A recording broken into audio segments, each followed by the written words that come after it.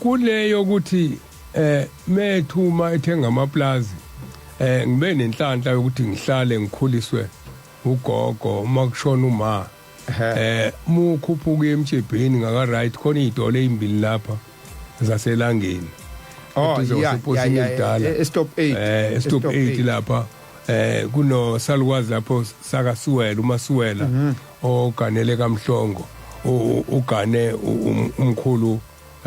wasozalweni okudala engikhulele khona mase kukhuluma ugulele khona ngoba sizihlobo kabili abakamhlongo umkhoyena wakhe uzalwa komalume kaNgcobo uzalwa intombi yakaNgcobo uyena wembiza ubaba omkhulu ngokuthi umbovana uthi wenza isimanga memthuma uthi kumina uthi mntanami njoba uyiNazaretha ungalingi uyintshontshe imali kaShembe uthi ngoba umuntu ontshontshe imali kaShembe ngeke ube lutho uthi wenza inqaba mengithuma ngiyothenga iplaza uthi ngiye eplazini ebelibhalwe phansi uthi liyadayiswa ngabhalwe ukuthi malini uthi mefika yena wengayibali imali uthi wefika caphune ngesandla embengeni ebese thatha afake edukwini ebese ethi mntanami la uyokhipha imali yokugibela ukhipha imali yokubuya uthi bese ngibuza ukuthi baba kuthiwe imalini iplaza athi hamba uyobona phambili